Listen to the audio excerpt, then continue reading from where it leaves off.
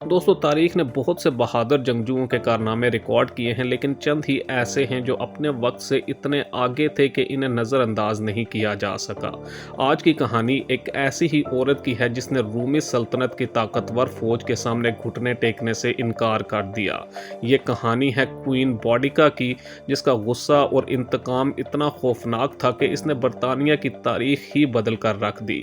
वो औरत जिसने कहा था कि तारीख इसे कभी नज़रअंदाज नहीं कर सकेगी, और फिर अपने दुश्मनों को ये सबक खून में डबो कर सिखाया। दोस्तों, बॉडिका आसीनी कबीले की मलका थी जो मौजूदा दौर के नॉरफोल्क के इलाके में आबाद था। जब इसके शोहर की मौत हुई तो इन्होंने अपनी बेटियों और रूमी शहंशाह नीरू को अपनी दौलत और विरासत में देकर अपने खानदान को महफूज बनाने की कोशिश की, लेकिन रूमी हुक्मरानों ने इस वसीयत को बिल्कुल नज़रअंदाज कर दिया। रूमी फौजों ने बॉडिका की ज़मीनों पर कब्जा कर लिया, इसके खानदान की तमाम दौलत लूट ली और इससे और इसकी बेटियों को बेदखल कर दिया। ये वो लम्हा था जब एक पुरउम्मीद मलका के अंदर की शेरनी जाग उठी।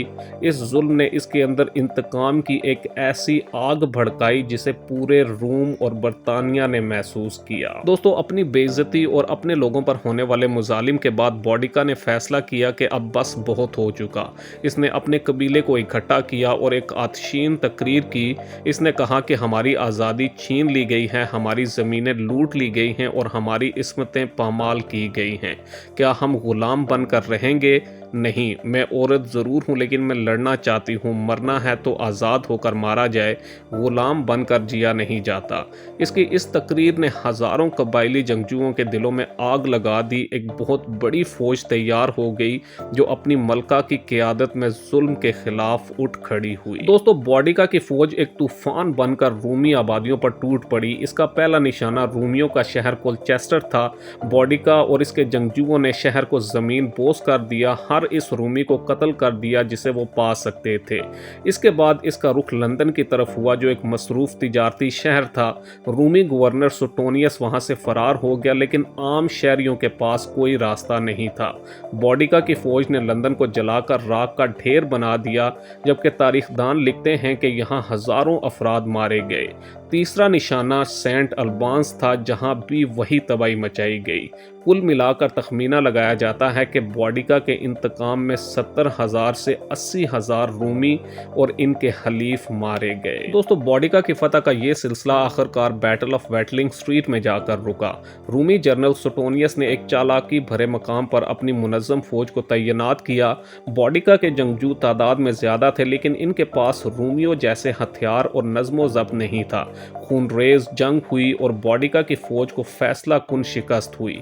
तारीख में दर्ज नहीं है कि बॉडिका का क्या हुआ। कहा जाता है कि इसने जहर खाकर खुदकुशी कर ली ताकि दुश्मन के हाथों गिरफ्तार ना हो सके, लेकिन इसकी मौत के बावजूद बॉडिका की रूह जिंदा रही। इसकी बहादुरी ने इसे बरतानवी तारीख का एक अफसानवी किरदार बना दिया। इसने साबित किया कि ताकत के आगे झुकना ज़रूरी नहीं है और ये कि एक औरत की क़यादत पहाड़ों से टकरा सकती है। तो दोस्तों, ये थी वो औरत जिसे नज़रअंदाज नहीं किया जा सका। बॉडिका की कहानी सिर्फ इंतकाम की कहानी नहीं, बल्कि इज़्ज़त, आज़ादी और बगावत की एक ऐसी दास्तान है जो आज भी हमें मुतासिर करती है। क्या आपको लगता है कि इसका इंतकाम लेना दुरुस्त था? हमें कमेंट्स में ज़रूर बताएं। अगर आपको तारीख के ऐसे ही पोशीदा और दिलचस्प वाक़यात जानने का शौक़ है तो हमारे चैनल को सब्सक्राइब करना और वीडियो को लाइक करना मत भूलें। अगली वीडियो तक के लिए अल्लाह हाफिज़।